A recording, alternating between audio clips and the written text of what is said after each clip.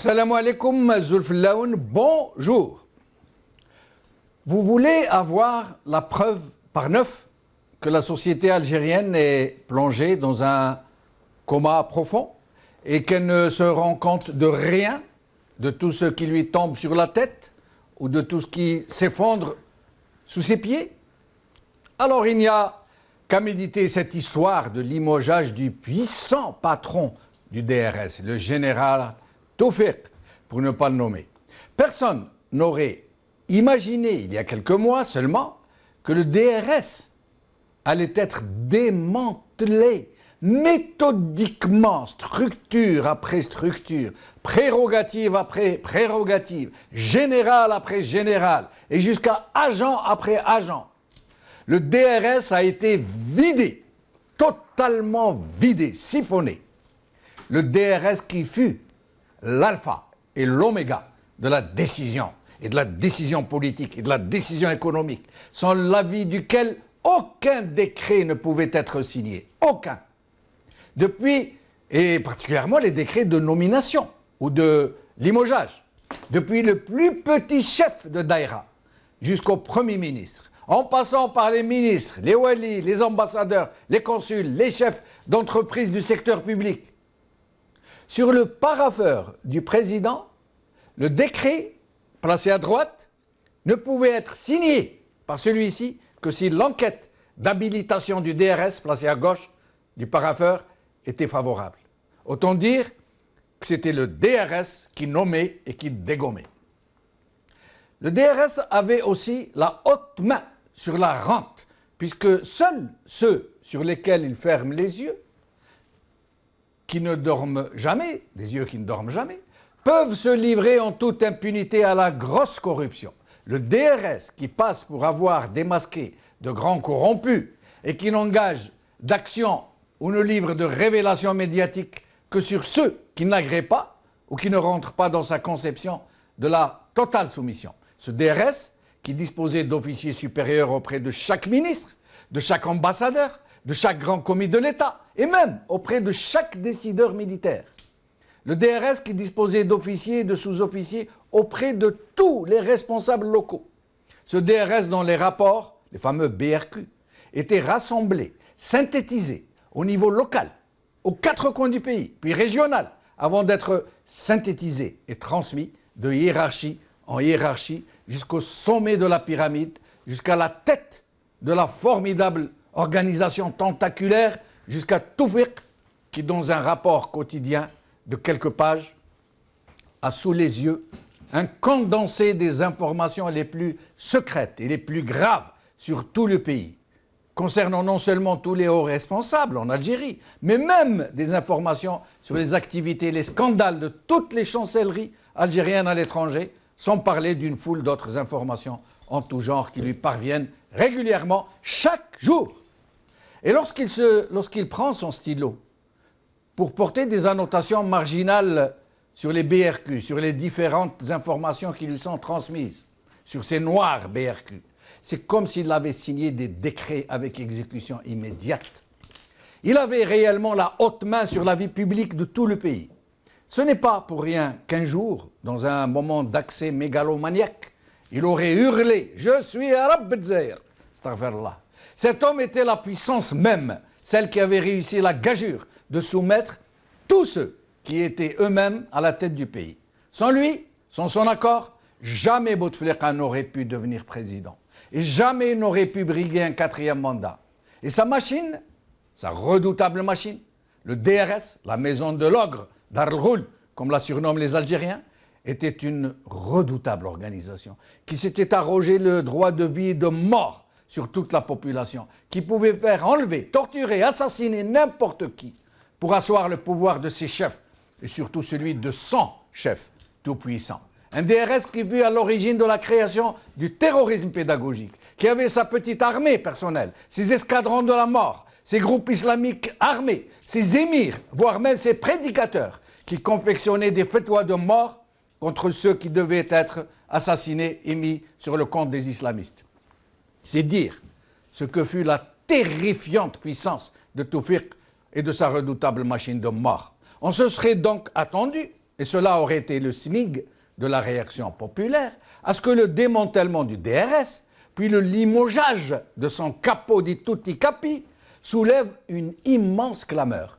Que toute la société s'interroge, que tous les intellectuels montent au créneau pour s'exprimer sur le sujet, que les partis des politiques demandent des explications, que la presse en fasse ses choux gras.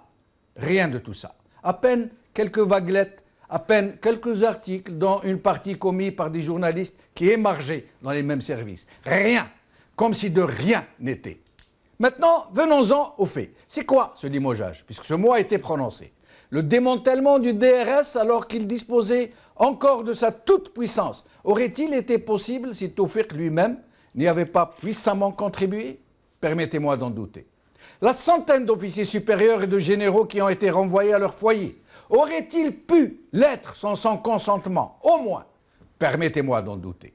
La déstructuration, le détricotage de tout le DRS, aurait-il pu se faire sans son assentiment, voire même sans sa demande insistante? Permettez-moi d'en douter. Toutes les directions du DRS ont-elles pu être affectées sous le commandement d'autres hiérarchies relevant de la présidence et du haut commandement de l'armée sans sa contribution directe? Permettez-moi d'en douter. Le groupe d'intervention spécialisé, le GIS, et d'autres groupes dits antiterroristes et qui étaient le fer de lance du DRS, ont-ils pu être dissous sans autre forme de procès, sans sa collaboration active? Permettez-moi d'en douter. Les généraux limogés, mis en prison, placés sous surveillance, réduits au silence et à la peur, aurait-il pu l'être s'il ne l'avait pas voulu lui-même? Permettez-moi d'en douter. S'il ne fait aucun doute donc que quelque chose de très grave, de particulièrement décisif pour la suite des événements est en train de se préparer, il ne fait aucun doute non plus que cette histoire de démantèlement du DRS et de limogeage de Tawfiq n'est pas aussi claire que certains veulent nous le faire croire. Même le terme de limogeage semble avoir été préconisé par Tawfiq lui-même pour faire croire aux autres généraux qu'il a été évoqué lui aussi dans la même mélasse que lui aussi est une victime du duo Saïd Gaït. A-t-il décidé lui-même, avant de se ranger des voitures, de détruire son organisation, de la neutraliser totalement, d'évacuer tous ceux qui auraient pu prendre sa place et de se servir de la redoutable puissance qu'il avait mise en place? A-t-il voulu éviter que son pouvoir ne tombe entre autres mains? A-t-il cherché à faire disparaître non seulement les témoins gênants et les preuves de l'espace opérationnel, mais aussi ne laisser aucune preuve de ce qu'il a fait subir à ce pays? Ce DRS qu'il laisse à un de ses anciens subalternes, le bien nommé Tartak, n'est-il pas devenu une maison en ruine, une maison hantée, après avoir été celle de l'ogre? Nous allons en parler avec nos invités, par ordre alphabétique. Noum Ben, consultant en management et blogueur. Sami Dziri, documentaliste. Brahim Younsi, président de l'UDM. Et Mohamed Larbi Zitout, ancien diplomate, membre de Rachad, qui est avec nous sur le plateau. Mohamed Larbi Zitout, merci beaucoup d'avoir répondu à notre invitation. Marhaba bik, si Jamal, tous les plaisirs pour moi, frère Jamal. Si Mohamed Larbi, d'abord, moi, je m'honore d'être votre ami. Et on discute souvent, et j'ai remarqué que depuis que vous êtes hors de l'Algérie depuis 25 ans maintenant. 20 ans en Angleterre et 5 ans à peu près 4 ans, en Libye, je crois. Et donc, mais aujourd'hui, vous êtes surtout anglophone, plus arabophone bien sûr, et surtout anglophone. Donc, dans une émission qui est surtout francophone. Donc, c'est rien, vous avez un peu perdu l'usage de la langue française, mais ce n'est pas grave, vous pouvez vous exprimer, sauter du français à l'arabe, il n'y a aucun souci. L'essentiel, ce sont les informations que vous allez nous apporter. Barakallahu fik, si Jamal Din, je vais essayer quand même de s'exprimer dans la langue de Voltaire, malgré que ça fait un quart de siècle, d'ailleurs comme Tawfiq, presque comme Tawfiq, que je n'ai pas utilisé cette langue. Oui, oui. Très bien. Alors, moi personnellement, je doute fort que Tawfiq ait été limogé comme ça. Ils ont tout liquidé, lui regardé comme ça gentiment, jusqu'à ce qu'ils arrivent à lui, qu'ils le liquident. Moi, j'ai l'impression que c'est lui qui a tout fait et que rien n'aurait pu se faire sans lui.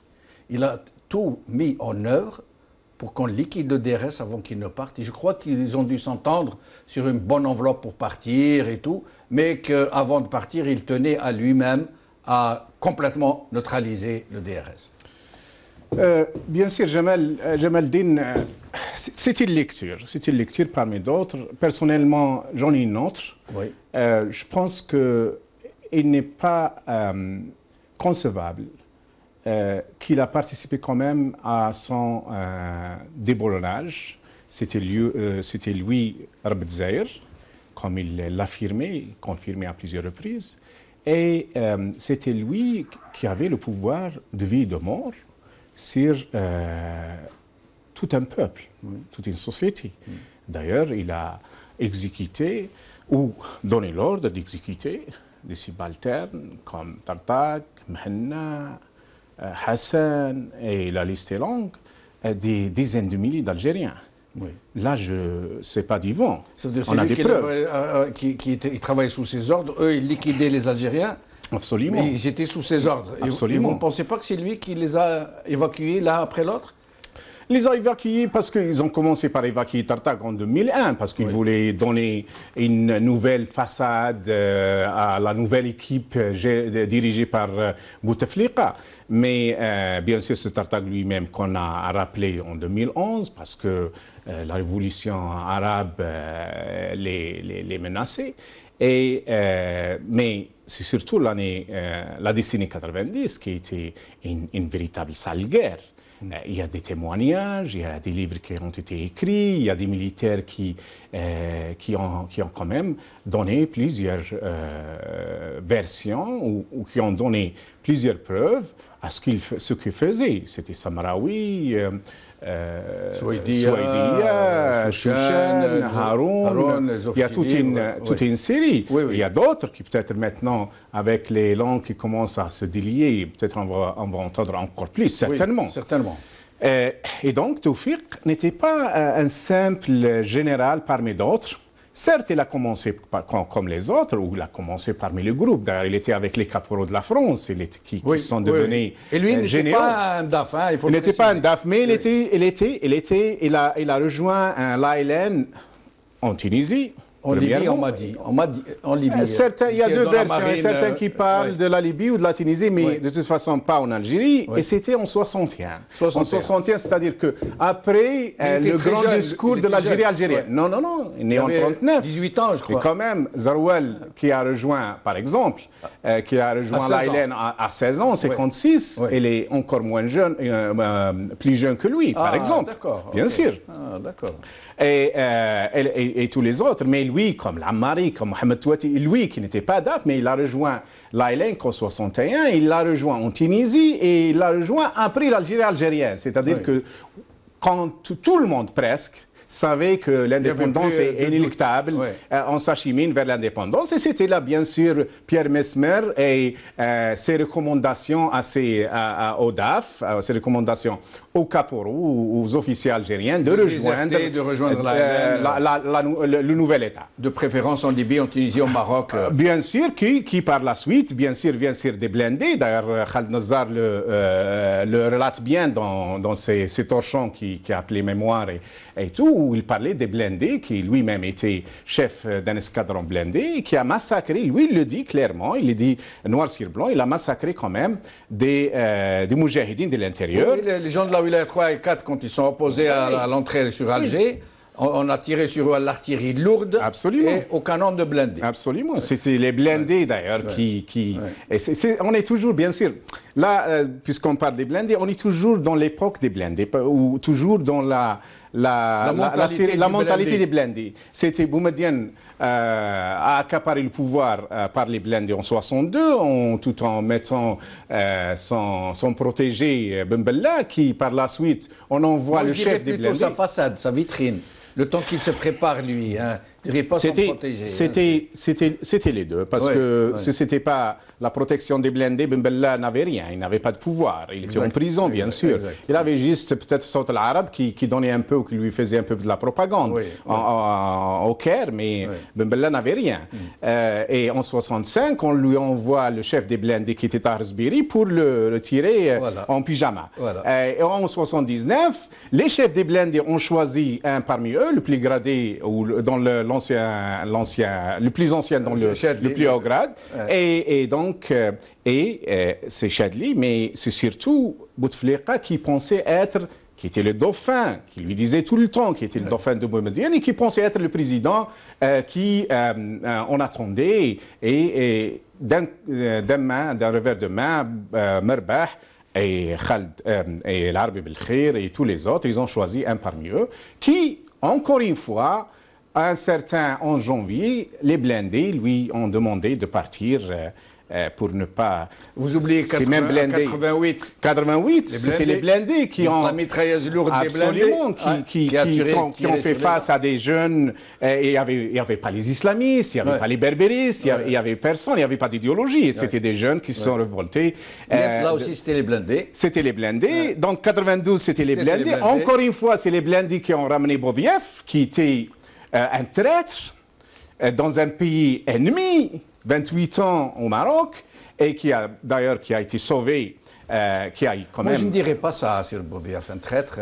Non, eux disaient. La propagande disait, 70 et 80. Ils nous le disaient, c'est un traître qui est parti au Maroc. Aït Ahmed, c'était un traître qui est parti en Suisse.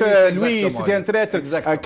Karim Belkacem, il n'a pas eu le même sort, d'ailleurs, n'a pas été épargné. Khaïdar n'a pas été épargné. Et d'autres. Tous étaient traîtres et le peuple algérien a applaudisé. Absolument. Alors qu'eux, ils se battaient pour le peuple algérien. Certains du peuple algérien, peut-être pas tout le peuple, surtout à l'époque, il n'y avait ni Internet, ni téléphone mobile. Moi, je me rappelle d'un temps, il était interdit de prononcer leur nom. Absolument. Mais ces mêmes gens, c'est-à-dire surtout pour Boudiaf, qui nous ont ramené un certain 16 janvier 92 pour nous dire c'est lui qui va sauver la République. Et là, sur la République, peut-être qu'on va dire quand même beaucoup de choses. Après que vous allez peut-être... oui, on va faire un tour de micro pour voir et on va revenir à la République. Avec nous, Brahim Younsi. Brahim Younsi, merci d'être avec nous. Vous m'entendez, Brahim Younsi? Très bien. Voilà, très bien. Alors, Brahim Younsi, même question que pour Mohamed Larbi Zetot. Vous pensez que Toufik est parti limogé, qu'il n'y pouvait rien, qu'il avait les mains liées? On parle de limogeage. Oui, on parle de limogeage. On parle de limogeage. Mais sinon... sinon, d'après ce que je sais, Toufik Medine lui-même avait commencé à faire le vide autour de lui. Un certain nombre d'officiers supérieurs ont été liquidés par lui, qui ont été affectés déjà à d'autres départements, y compris qui ont été, entre guillemets, civilisés, qui ont été rendus aux civils et qui ont rejoint certains ministères. Donc, ce départ de Toufik se prépare. Il se prépare. Et lui-même se préparait à partir, mais il a essayé de livrer une bataille qu'il vient de perdre. Il a livré une réelle bataille. Ses amis ont livré une vraie bataille contre le chef d'état-major qu'il méprisait. Mais si vous voulez, ce départ, c'est le système qui reste. C'est-à-dire, c'est l'unité dans la division. Ou si vous préférez, c'est la division dans l'unité. Mais, Ibrahim, excusez-moi de vous interrompre. Comment un DRS qui était aussi puissant, qui était omniprésent, qui avait des hommes partout, qui contrôlait tout, qui décidait qui devait être nommé, qui devait être limogé, pouvait se laisser faire ainsi, même pas par le président, par son frère qui agit en son nom, et par Gaïd Salah qui, après tout, n'avait pas la puissance qu'il a maintenant. Comment il a pu se laisser faire comme ça? Mais Gaïd Salah a la puissance. Vous parliez tout à l'heure des blindés, c'est lui qui tient les régions militaires. Je crois que pour la puissance vient des armes que l'on détient et pas simplement des renseignements que l'on apporte. Ce qui est vrai, c'est que le DRS, la police politique qu'on a confiée à un criminel, c'est-à-dire Atman Tartag, cette nomination, permettez-moi de le dire, est pire qu'un crime. C'est encore une faute. C'est ça le drame de ce pays. Mais Brahim Younsi, Mohamed Tartag, finalement, il hérite de quoi? Il hérite d'une maison vide, délabrée, il n'y a plus rien. Il n'y a plus rien au DRS. Il hérite de la police politique. Mais il n'y a plus rien. Il hérite de la surveillance du territoire. Oui, uniquement. Il hérite de la surveillance du territoire. Ouais. Et la surveillance du territoire, c'est la police. Et c'est la police politique. Le DRS continue à contrôler les partis politiques, continue à contrôler la presse. Ça, c'est une évidence. Mais a-t-il les moyens de ce contrôle? Dispose-t-il encore des moyens de contrôler ces choses-là, la presse notamment? De mon point de vue, oui. Puisqu'il ne dispose plus de la manne publicitaire, ce n'est pas lui qui décide. À partir du moment où cette police politique, ce DRS nouveau modèle, est placé sous l'autorité du ministère de la Défense et du chef d'état-major, il a les moyens de sa politique. Restez avec nous, Brahim Younsi, je reviens à vous dans un moment. Sami Dziri, merci d'avoir accepté notre invitation. Merci à vous, Jamaldine, et je salue vos invités. Merci. Excusez-moi, je n'ai pas entendu le début parce que ça s'est coupé. Ça la question. J'ai entendu bien l'intervention de M. Zitout. Oui. Et votre invité. Là, je ne m'inscris pas dans la logique de M. Zitout, comme il le dit, c'est toujours les blindés qui ont fait le choix. En fait, les blindés ne sont pour moi qu'un instrument. Il faut voir la dynamique qui s'opère à l'intérieur du système par alliance et contre-alliance et le plus souvent de contre-nature. Quand on voit par exemple en 62, s'il n'y avait pas l'alliance avec Farhat Abbas qui a soutenu le groupe de Tlemcen, ça a affaibli le GPRA, et on voit comme ça toujours en 65 le coup d'État, c'est des chefs de région qui ont prêté, qui étaient très très proches de Ben Bella. Et à la dernière minute, les Yahyaoui, les généraux Abid, et on connaît les Sberi, qui ont quand même se sont alliés de contre-nature. Oui, mais même en 92, quand vous prenez Ali Kafi, un nationaliste, soi-disant nationaliste arabe, nationaliste qui était au Maki, chef de colonel de Wilaya. Sami, Mohamed Larbi va vous répondre, mais j'aimerais qu'on ne s'attarde pas trop sur cet aspect des choses, puisque le sujet est ailleurs. Il va vous répondre rapidement et je vous rends la parole. Mohamed Larbi. Très brièvement. Oui. C'est certainement, il cherche un cautionnement là, un cautionnement de l'autre, mais l'idée principale ou la force motrice, c'est les militaires. Lui-même, il vient de citer les chefs des régions comme Yahyaoui et les autres. Et Ali Kafi, pourquoi on lui ramène? C'était aussi parce que c'était un colonel un ancien chef de l'Aïlen et un ancien chef de la wilaya.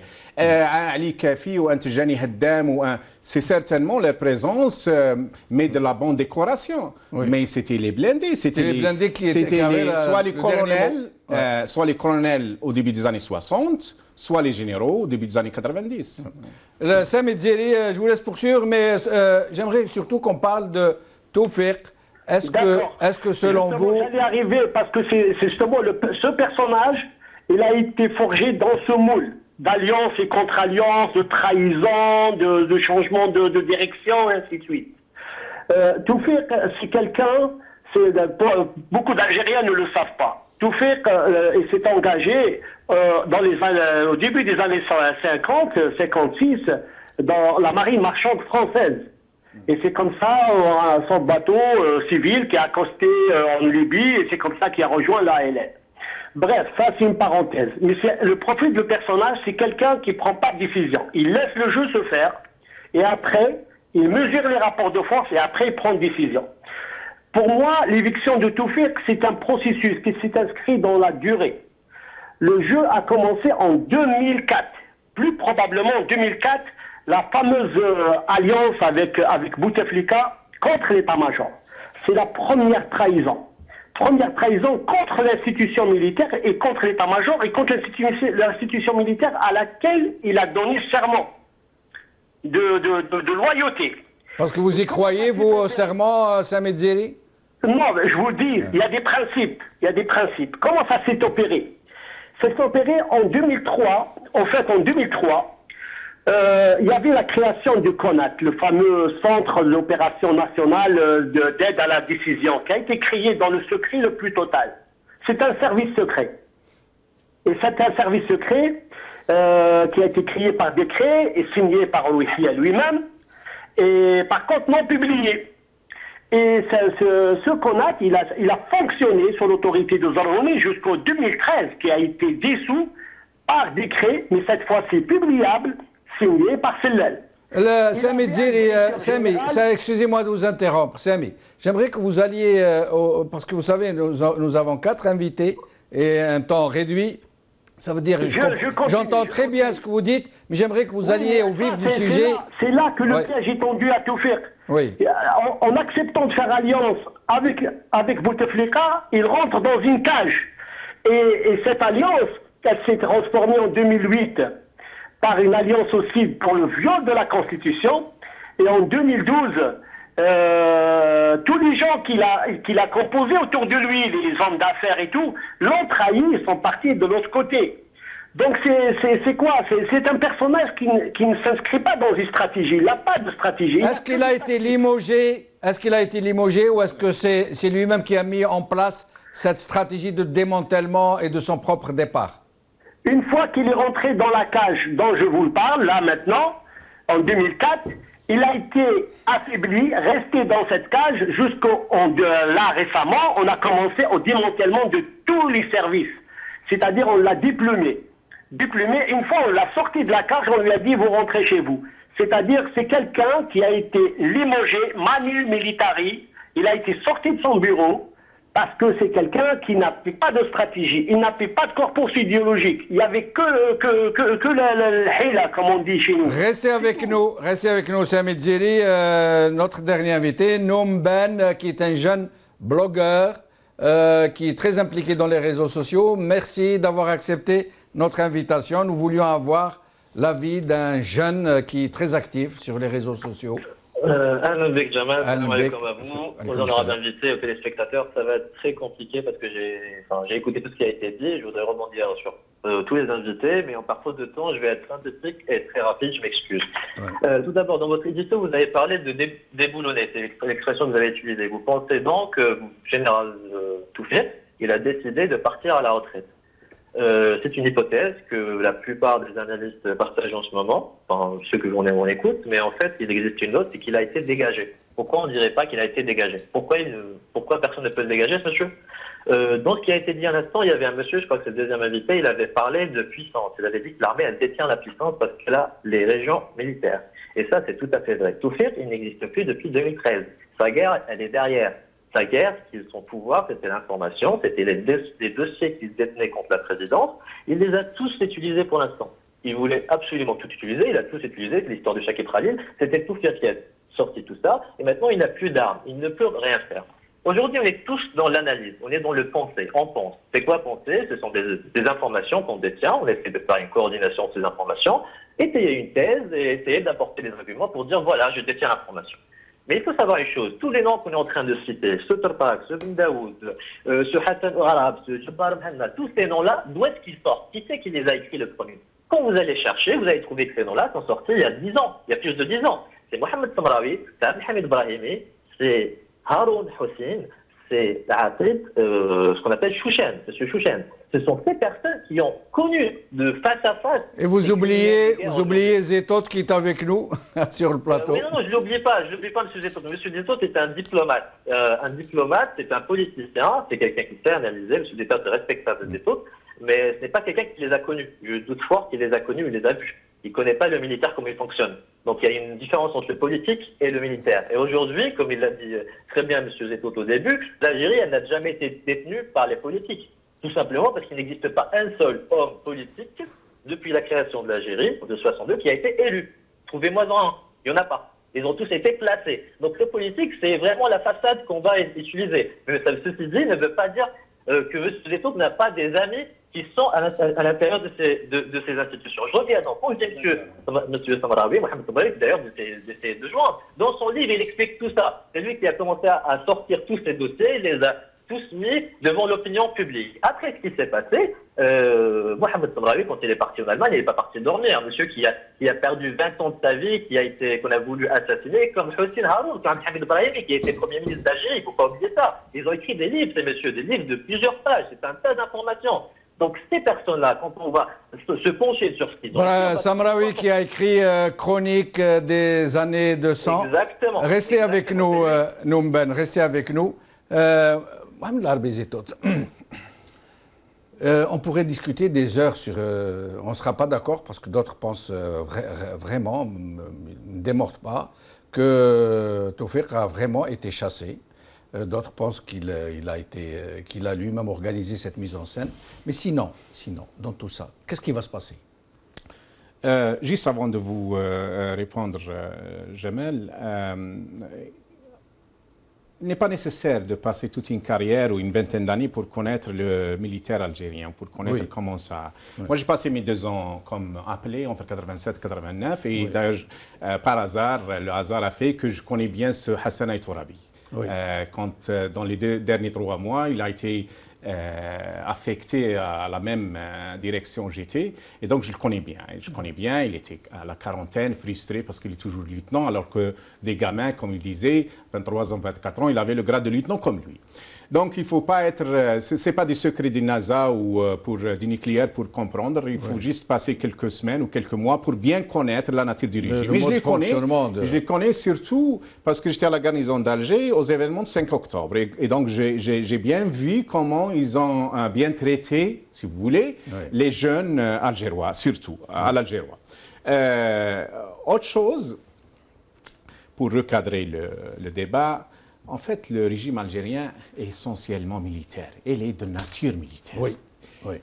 Il y a eu des luttes très féroces durant la guerre de libération, d'ailleurs, glorieuses, et qu'on salue ces moujahidines et chouhada qui ont vraiment libéré l'Algérie des jougs français, et qui, certains pensaient, comme Farhat Abbas d'ailleurs, qu'il n'y aura plus d'Algérie parce que c'est fini, c'est ça, c'est le cheminement même de l'histoire. Mais des jeunes ont décidé, début des années 50, pour qu'on reprenne notre souveraineté. Il a été le cas. Mais il y a eu quand même des luttes très féroces pour ceux qui étaient pour le civil, la primauté des civils sur le militaire, et ceux qui ont décidé autrement. Et les premiers ont, bien sûr, comme on le sait bien, ils ont...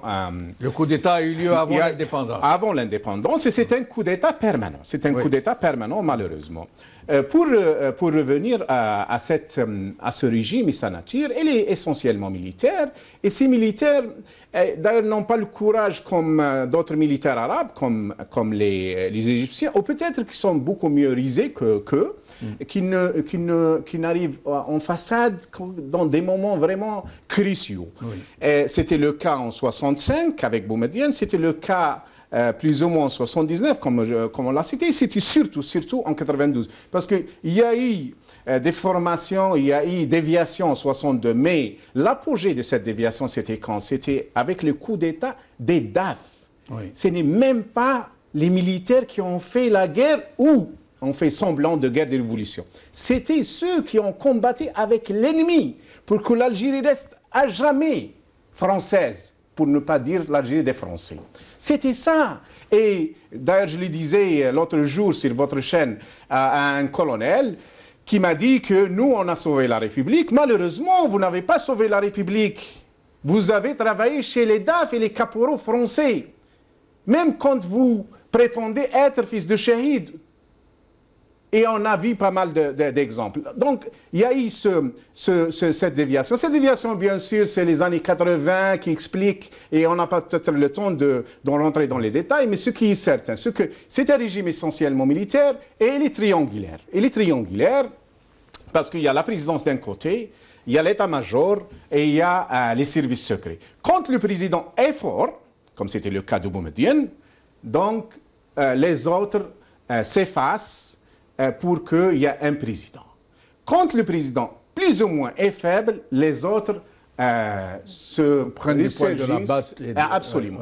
Et chose qui est très très importante d'ailleurs, pourquoi Boumedienne n'a pas laissé le portefeuille de ministre de la Défense?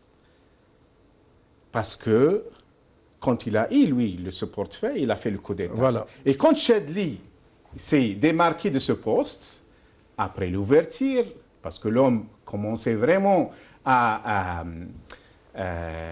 aimer, entre parenthèses, la démocratie. Il commençait vraiment à travailler pour la démocratie, parce qu'il faut, pour Chadli, les gens souvent ne lui donnent pas ce qu'il... Absolument. Peut-être le seul qui a vraiment qui a vraiment de lui-même à démocratiser le pays. Et mais quand il s'est démarqué du portefeuille de la Défense... Il a payé très cher. Il a payé très cher. Les deux fois, quand le président n'était pas ministre de la Défense, il a payé... on lui a sauté sur son pouvoir. Cette fois-ci, il y a eu l'émougeage, il y a eu des boulonnages, et on assiste au démantèlement du DRS, comme on la connaît au moins. Et on a fait venir un monstre qui s'appelle Bachir Tartak, ou Othman Tartak, et non pas Bachir Sahraoui, comme d'ailleurs certains nous ont essayé de nous dire. Non. Il s'appelle Bachir Tartak, et on le surnomme Othman. Mais pas Bachir Sahraoui, pas du tout. Parce qu'il y a eu manipulation, et malheureusement, il y a des gens qui sont manipulables, c'est de l'intox. Ce Bachir Tartak, maintenant, pourquoi Bachir Tartak? Parce que Bachir Tartak n'était pas aimé au sein des DRS, malgré qu'il était le monstre. Bachir Tartak tue avec ses mains, avec les chignoles, avec le chalumeau. Il y a eu... Moi, je ne dis pas ça comme ça parce que c'est un criminel qu'on essaie de diaboliser. Non, mais il y a des preuves. Il y a des gens qui l'ont vu ça. Il y a des organisations internationales des droits de l'homme qui ont tout documenté ça. Il y a eu le travail énorme de nos frères à Lausanne et à Genève et qui ont eu le livre blanc, qui ont eu Enquiry about massacre algérien, Kitab al-Ta'dhib. Il y a tout un travail, mais malheureusement, beaucoup ne connaissent pas ce travail parce que, premièrement, il a été d'ailleurs interdit même en France, parmi les rares livres qui ont été interdits en France.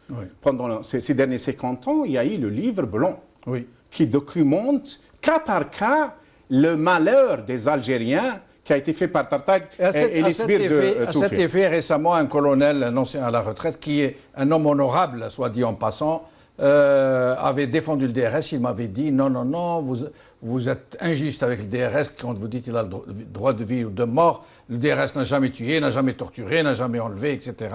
Je lui ai promis une émission où on allait parler de tout ça, avec des preuves, avec des témoins. Donc, vous aurez certainement de plusieurs émissions parce que vous êtes déjà invité. Je vous remercie. Voilà. Je vous remercie. Je vous demanderai de conclure parce qu'il nous reste plus beaucoup de temps. Juste pour revenir, il a été déboulonné. Ce déboulonnage vient de Gaït Saleh et les 22 généraux de l'état-major.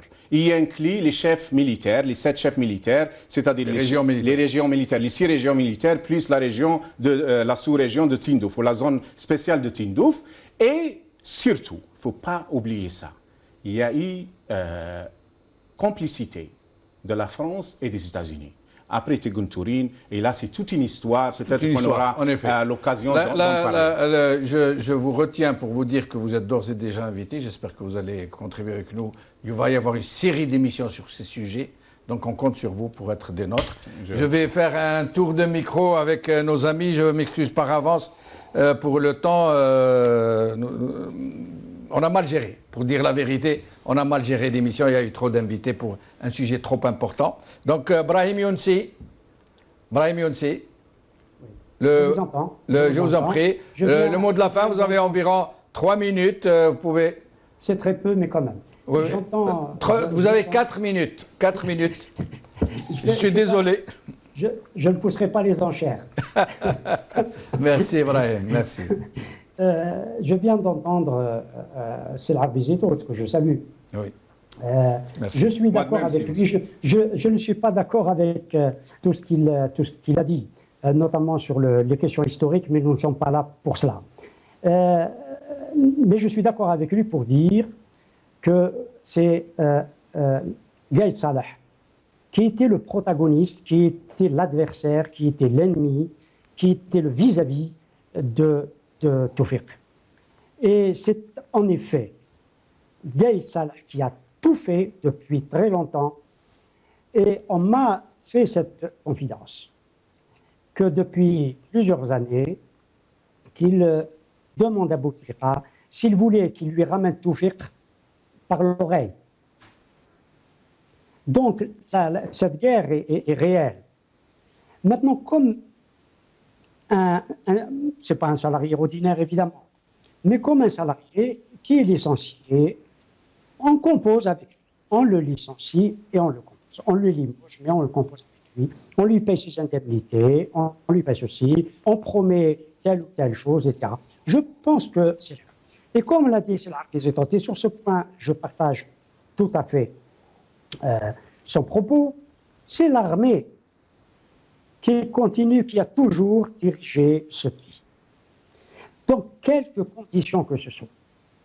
Et cette armée se tient et elle ne peut pas se déliter, notamment dans la situation politique, économique, sociale et bien entendu géopolitique qui est celle de l'Algérie aujourd'hui.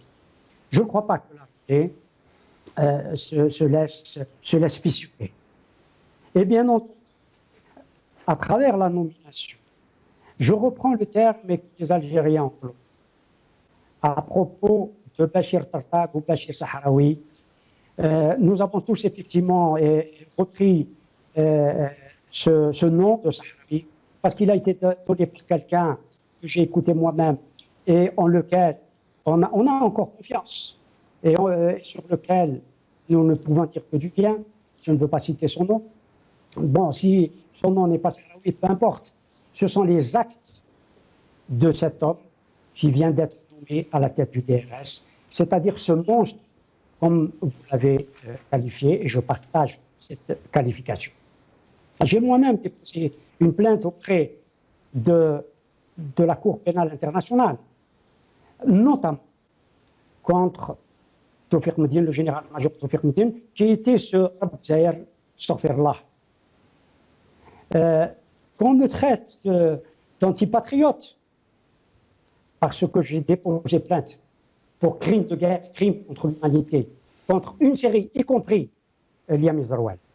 D'autre part, je ne partage pas les éloges, je suis désolé, bien que vous avez fait sur il est mort, que Dieu ait son âme, lui pardonne, Chadli Benjid. Quelqu'un qui a su. Nous sommes à l'approche des événements, des émeutes du 5 octobre 1988. Quelqu'un qui assume des assassinats et qui dit, le 10 octobre 1988, c'est moi qui ai donné l'ordre de tirer sur la population. Je ne crois pas que c'est quelqu'un qui allait vers la démocratie. Non, mais c'est Brahim Younsi. Mohamed Al-Bizidot a parlé de cet aspect de la prise en main démocratisation par Chadli Benjid qu'il n'a pas fait l'amalgame. Nous parlons de deux choses différentes. Oui, néanmoins, moi, sincèrement, je n'ai aucun respect pour un homme, quel qu'il soit, Chadli Benjid ou un autre, qui donne l'ordre de tirer sur le peuple algérien et de tirer sur les gens algériens. D'autant que l'on sait, et Tartak en était, et pas seulement lui, des tortures systématiques qui ont été menées sur des jeunes Algériens, y compris de la castration. Et j'accuse ici Bachir Tartak d'être l'auteur et un des auteurs de ces faits abominables. Brahim Younsi, excusez-moi de vous interrompre. En attendant cette émission que nous allons préparer pour traiter de ce sujet justement, le DRS et certains partis de l'armée ont-ils réellement enlevé des citoyens algériens systématiquement, 20 000 Ont-ils torturé? Ont-ils fait de presque toutes les casernes, les commissariats, les gendarmeries, des centres de torture? Ont-ils exécuté les gens de façon sommaire? Ont-ils torturé, violé, etc. Qu'est-ce que vous en pensez? L'un des officiers en retraite qui est passé chez nous récemment a dit qu'il n'en est rien, qu'il n'y a pas de preuve que ce n'est pas vrai. Ces gens-là ont fait la guerre aux papillons. Voilà. C'est quand même indécent. Vous étiez présent d'ailleurs lors de cette émission. Oui, absolument. C'est indécent de dire cela. Écoutez, Brahim Younsi, nous allons donc préparer cette émission. Vous y êtes cordialement invité. Je passe à Sami Dziri. Sami Dziri, c'est à vous. Oui, donc j'ai entendu vos invités. Donc Zepot, il s'inscrit aussi dans la dynamique de ce que j'ai dit tout à l'heure. C'est la recomposition, c'est elle qui crée le processus de déséquilibre ou de l'équilibre. C'est les chefs de région qui ont renforcé le pouvoir d'état-major. Et cette dynamique-là qui a renversé le rapport de force et a commencé à affaiblir par des coups boutoirs le DRS et de l'amputer de tous ses services. C'est cette logique-là qui... Maintenant, ce qui est très, je le dis en toute sincérité, la nomination de Taltag. Pour moi, je ne vois pas Taltag s'éterniser 25 ans comme le général Toufik, mais ça sera un intérimaire. Ça sera intérimaire parce que, comme on dit, il n'y a pas pire qu'un bourreau sans valet. Et donc, lui, il a tout fait sa carrière dans le sillage de Rabat Zahir, avec tous les crimes qu'il a commis. Je crois qu'il est venu, il a été nommé pour enfoncer le clou, le dernier clou dans le cercueil de DRS. Et qu'on verra dans les prochains jours ou les prochains mois la création d'une agence de renseignement beaucoup plus moderne, où il n'y aura pas de concentration de pouvoir. Il y aura plusieurs agences de renseignement, peut-être chapeautées par une agence de renseignement de coordination, parce que l'erreur, c'est que le système dont il a parlé Zepot, il a raison, c'est que la nature du régime, c'est la concentration de pouvoir entre l'armée et principalement dans les services de sécurité. Donc vous croyez, Sami Dziri, vous croyez qu'il y a une mesure de salubrité publique à vous entendre, que le DRS a été liquidé pour laisser place à de vrais services de renseignement basés, fondés sur de vrais renseignements, de l'anti-espionnage, de l'espionnage, des services secrets qui respectent la légalité? Vous y pensez? Vous y croyez? Bien sûr que je crois, parce que regardez l'environnement international. Regardez l'environnement international. Vous prenez par exemple la Turquie. Hakan Fidan, c'est un chef de renseignement. Il a été nommé à 42 ans. En 2010, il a démissionné en 2015. Il est resté 5 ans. Durant cette période-là, des progrès énormes dans l'aviation, dans plein de choses, des armes fabriquées, ici un contrat avec la Chine, un programme de missiles et tout. Et qu'est-ce qu'il y a? Si on fait le bilan d'Rabat Zahir, qu'est-ce qu'il y a? Il y a les larmes, il y a les douleurs, il y a le sang et la destruction. C'est tout ce qui est... Oui, mais vous pensez... Qu'est-ce qui va se passer maintenant, Sami Dziri? Moi, je crois qu'il y aura une refonte des services de renseignement en Algérie. Une refonte parce que c'est pas possible. Ça ne peut pas continuer. Vous faites confiance à ceux qui sont en train de refaire ces choses? Non, moi, ce que je vois, c'est une dynamique. Et quand je parle de dynamique, il y a une force. Et il faut que cette dynamique soit dans l'intérêt du pays, et non pas l'intérêt de Saïd, son père, son frère, et ainsi de suite. Et ça, c'est pour marquer le point qu'on ne fait pas de la publicité à Bouteflika et encore à son frère. C'est l'intérêt du pays qui compte. Et donc, moi, je crois que c'est le déterminisme du contexte international et régional qui fait que l'Algérie, elle se retrouve dans une situation de vulnérabilité, de vraie vulnérabilité à nos frontières. Merci Sami Dziri. Merci Sami Dziri. Pareil pour ceux qui vous ont précédé. Donc l'invitation est lancée, vous serez Inch'Allah avec nous. Noum Ben, vous pensez, comme vient de le dire Sami Dziri, qu'il y a une dynamique vers vers l'avènement d'un état de droit qui tienne compte de ce genre d'équilibre, qui tienne compte de la pression internationale, qui tienne compte de certains principes. Vous y croyez? Oui, tout à fait, j'y crois. Et d'ailleurs, je suis très content, surtout pour l'armée des taux, de m'entendre dire, d'ailleurs, il l'a dit il y a 2 jours pour la première fois, que c'est bien l'armée qui a dégagé le général Toufir, et que vous soyez tous d'accord là-dessus, c'est une bonne chose. Et je rappelle juste que ça a été dit il y a 2 mois par Ahmed Chouchen. Ça, c'est juste une information. Pour revenir, en fait, cette guerre-là qui est en train de se passer entre les 3 clans, la présidence, l'armée et les renseignements, en fait, je rappelle juste qu'en mars 2014, Sergueï Lavrov, il avait déclaré en Tunisie, et les articles sont en ligne, que en Algérie, il y a un complot qui est en train de se faire, et ce complot, il se base sur 2 choses, sur des cellules terroristes et sur des minorités ethniques. Ce qu'il a dit, ça s'est produit exactement, parce que les cellules terroristes, c'est ce qu'on a vu à Indefla, et les minorités ethniques, c'est ce qui s'est passé à Tizi Ouzou et à Ardaya. Ceci montre quoi? Montre que l'Algérie, c'est pas les militaires contre les politiques ou les renseignements contre les militaires ou la présidence. Non, non, non. C'est une guerre idéologique. Idéologique entre qui?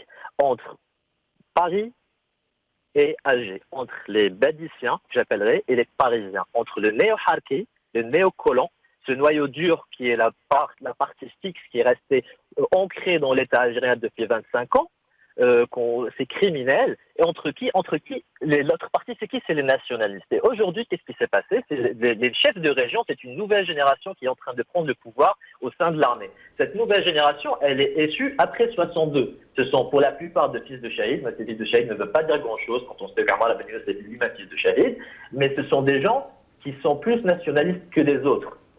Un exemple qu'on connaît, ce sont ceux qui ont fui le pays que vous connaissez, que je citais tout à l'heure. Ceux-là, quand vous allez voir leur personnalité, ce sont des gens qui aiment l'Algérie. Vous-même, vous les avez reçus, vous les avez vus, ils pleuraient parce qu'ils ont vu leurs parents mourir en Algérie, ils n'ont pas pu partir les voir. En Algérie, il existe exactement les mêmes, sauf que ce sont des milliers de personnes. Ces milliers de personnes, ils n'ont pas bougé récemment, jusqu'à il y a 3 mois, lorsqu'ils ont vu qu'il y avait un vrai danger qui était face à l'Algérie. C'était quoi? C'était l'intervention de forces étrangères. C'est ce qui se passait à Gherdaya. Parce qu'il faut savoir que l'armée qui est partie à Gherdaya, il n'y a plus de morts. Aujourd'hui, vous circulez à Alger, dans les plus grandes villes, il n'y a plus de morts. Est-ce que vous avez vu un assassinat depuis? Tous les assassins aujourd'hui sont tous en prison. Numben, je suis obligé de vous interrompre. Merci beaucoup. L'invitation vous est lancée aussi. Merci Numben. Merci Ibrahim Younsi, merci Sami Ziri, en espérant vous revoir bientôt sur nos émissions. Merci. Donc, Mohamed Larbi Zetot, notre invité de ce plateau, pour vous, la direction a décidé de rallonger de quelques minutes. Donc, est-ce que vous pourriez faire des commentaires sur ce qui vient d'être dit, qui est très intéressant, qui est même étonnant pour moi, hein, Très brièvement, je commence par ce qu'a dit le frère Brahim Younsi, un opposant des débuts des années 80 d'ailleurs, et un courageux qui a eu le courage d'entraîner des généraux en justice. Je pense même Khaled Nazar qui a maintenant des problèmes avec la justice suisse. Avec d'autres qui ont eu ce courage, et j'espère et je fais un appel à tous les victimes. Maintenant que ce Rabet Zahir a été déboulonné, dégagé, limogé, qu'il commence à au moins voir, malgré que je reçois des messages. Il y a des gens qui ne croient pas, qui pensent qu'il est toujours là. Et là, je ne les blâme pas parce que quand même, 25 ans de présence invisible, c'est quand même un pouvoir de Dieu, là. Hein. Il est invisible. Il est invisible. Il est comme même Allah, pas des photos. Il n'y a même pas des photos. Il y a eu 2 ou 3 photos. Donc, de vieilles photos. Celles qui sortent, c'est des photos qui ont 30 ans. Je rappelle, hein, cette photo a à peu près 30 ans. Mais on aura plusieurs photos et plusieurs vidéos dans les jours qui viennent parce que tous ceux qui soit qu'ils étaient proches de lui ou soit ils veulent même monnayer ces photos et ces vidéos qu'on va voir. Donc, ce qu'a dit Brahim Younsi, ce qu'on a dit sur Chadli, j'ai bien précisé, après la Constitution ou après 89. Chadli s'est transformé vraiment en nom de démocrate. Je sais bien que beaucoup, ils ont de mal à croire ça, mais quand on l'entend, un certain 21-22 décembre, ou 23 décembre 91, qui disait haut et fort, moi je défendais la démocratie, je donnais ma parole au Chab Jazairi. Il l'a dit, il l'a martelé tout le temps dans une conférence de presse qui a duré quand même 2 heures ou 3 heures.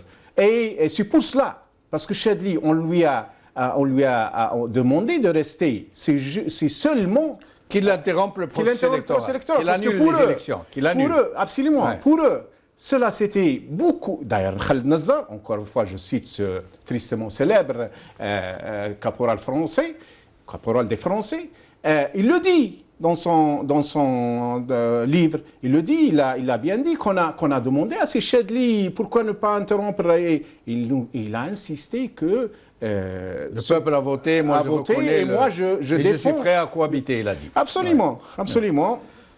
Et d'ailleurs, l'une des erreurs monumentales de Chadli Benjedid, c'était parce que il a perdu le contrôle sur le DRS qu'on a fait passer, et ça souvent on oublie de dire, en créant le DRS le 4 septembre 90, on l'a fait passer de la coupe ou sous la présidence au ministère de la Défense. Oui. Pourquoi pas le ministère de la Défense? Parce qu'en ce moment même, tous les DAF arrivaient au grade de général, et du moins colonel, et commençaient à penser, Khaled Nazar, encore une fois je le cite, il le dit, on avait un plan B en 1990, après les élections du 12 juin, c'était un raz-de-marée des islamistes, des fils. Ils ont commencé à penser à un plan B. Et le plan B, c'était comment faire face aux islamistes ou à qui ont été choisis par le peuple. Parce que encore une fois, ce n'était pas parce que c'était des islamistes. Parce qu'il y avait d'autres islamistes. Il y avait le Hamas, il y avait le Nahda, il y avait tout. C'était une menace contre... Parce qu'il y avait le changement radical. Il y avait le changement radical. Et qu'eux, il n'y avait pas de place pour eux. Absolument. Le discours des fils, qu'on soit d'accord ou non, surtout sur certains discours ou certains discourants de l'époque, il y avait ce changement radical. Le peuple algérien voulait un changement radical. Il l'a voulu en 88, 5 octobre, sans les partis, sans l'idéologie. Ça n'a pas réussi. Ouverture. Et la question qui a été posée, c'était ça. Ce peuple veut nous changer. Soit qu'il nous change, soit qu'on le change. Le coup d'État du 11 janvier, c'était pour changer le peuple. Et ils ont réussi à changer au moins une partie du peuple. Oui. Je parle du moins une partie, les 5-10% qui sont liés à la nomenclature, plus ou moins, et qui aujourd'hui, il y a beaucoup plus qui sont devenus des alliés naturels. Des alliés naturels, ils ont créé toute une corruption de masse. Absolument, c'est une corruption de masse. Un État c'est la jeunesse d'un État corrompu et corrupteur, avec à sa tête des généraux, souvent étaient des caporaux ou des sous-lieutenants ou lieutenants dans l'armée française, qui sont devenus, à partir de 84, 1er novembre d'ailleurs, des généraux. Là, ils sont devenus généraux, ils ont liquidé entre-temps les officiers de l'ALN. Je cite seulement, dans ce cas-là, Mostafa Bellossif, qu'on a accusé d'être corrompu en 86, certain décembre 86, pour, encore une fois, diaboliser ces anciens de l'ALN, qu'on disait d'ailleurs Askar Baghdad. Askar Baghdad, parce que certains parmi ces officiers de l'ALN ont été envoyés à Bagdad ou Al-Qahira ou Dimashq, alors qu'eux étaient, étaient dans l'armée française et formés dans des écoles françaises. C'est un clivage Orient-Occident. Absolument. D'ailleurs, c'est ça le clivage le plus important en Algérie. Il est toujours plus ou moins, mais maintenant il est linguistique. Au sujet de ce qu'a dit Sami Dziri et ce qu'a dit Noum Ben sur... ils croient, eux, qu'il y a, les deux invités, ils croient qu'il y a une vraie volonté pour un avènement d'un état de droit avec des services secrets qui soient vraiment légaux, légitimes, qui travaillent selon des normes, une vision. Vous y croyez, vous? Pensez ça, vous savez, Jamaldine, moi ça fait presque 20 ans d'ailleurs que je suis dans un pays vraiment démocrate. Ouais. Vraiment démocrate, hein, au moins sur le plan intérieur. Et donc je respecte tous les points de vue. Je respecte tous les points de vue. Cependant, je ne suis pas du tout d'accord. Moi je ne crois pas. Je ne crois pas que les hommes des blindés vont nous donner une démocratie. Tout seul. Comme ça, sans qu'on les en, comme ça, parce que moi je crois, et je l'ai dit, depuis 1995 que j'ai dit ça, je dis qu'ils sont en train de mener l'Algérie à une catastrophe énorme. Les gens peuvent consulter El Hayat, le journal El Hayat, le quotidien El Hayat, du 2 octobre 1995, quand j'ai quitté ma position. Je l'ai dit, et depuis, je milite, je lutte, je résiste dans ce sens. On a un régime militaire, pour ne pas dire une pègre algéroise, qui a confisqué la volonté. Pourquoi algéroise? Pourquoi algéroise? Parce que le pouvoir est concentré. Moi, je ne parle pas des Algérois. Ah, voilà, là, voilà. c'est les Algériens. Non. Ah, moi, je parle pas dire ceux qui sont à Alger. Vous savez que moi, j'ai passé plusieurs années à la Casbah. Ouais. Et je connais bien ce que ça veut dire vivre à la Casbah et à Bab el-Oued. Mes oncles sont de la Casbah. Ma mère est née à la Casbah. Donc, je connais bien ça. Moi, je parle d'un certain certains Algérois. Je ne parle pas des petits peuples. Non. Algéroisés. Voilà. Et cette pègre algéroise, en fait, Ali Ben Ghedda, qui était un général de DRS, il l'a bien résumé à Nicolas Beau. Je pense que c'était en 2012, je pense novembre ou décembre 2012, il lui a dit « Nous sommes les derniers pieds noirs ». Ah bon, comme ça? Oui, nous sommes les derniers pieds noirs. C'est incroyable. Il faut juste taper à Google « Nous sommes les derniers pieds noirs » et vous allez voir. Et il lui a dit « Vous savez que ce peuple, d'ailleurs toute la région, s'est islamisé. Nous, c'est nous qu'on a les valeurs occidentales, françaises. C'est nous les héritiers des Français ou de l'Algérie française. C'est nous. Il faut nous laisser travailler. C'est nous, on sait bien comment faire avec ça. Et d'ailleurs, la France, comme les États-Unis, comme l'Angleterre, comme l'Allemagne, comme l'Italie, où Rachid Mesli, maintenant, il est toujours presque en prison, malgré qu'il est sous protection ou sous surveillance policière, 24/24, parce que Rachid Mesli a défendu les opprimés, parce que Rachid Mesli a défendu dans les années de la guerre civile, hein, c'était pas après. Pour revenir à ces Ben Ghedda, les Américains, les Occidentaux d'une manière générale pensent, et là je saute sur un autre plan, je vais y revenir à votre question, pense que le régime algérien, le régime algérien est le meilleur régime qui peut non seulement protéger des intérêts illégitimes des puissances étrangères, mais encore de faire mieux et de mettre les services algériens, les services spéciaux, le DRS, l'armée algérienne comme un bâton dans la main des Occidentaux pour punir et éduquer tous ceux qui sortent des grillages. Sur ce, je suis obligé de vous interrompre. Je suis désolé, Mohamed Larbi. On y reviendra certainement. En tout cas, je vous remercie infiniment pour ces éclairages. Moi, je ne suis pas tout à fait d'accord avec vous sur certains points, mais on en discutera. Cette émission est maintenant terminée. Je vous remercie de l'avoir suivie. On a un peu débordé sur l'horaire. C'est de ma faute. J'ai vu trop grand, j'ai invité trop de gens. Vous me le pardonnerez. Salam alaikum, khair, salama.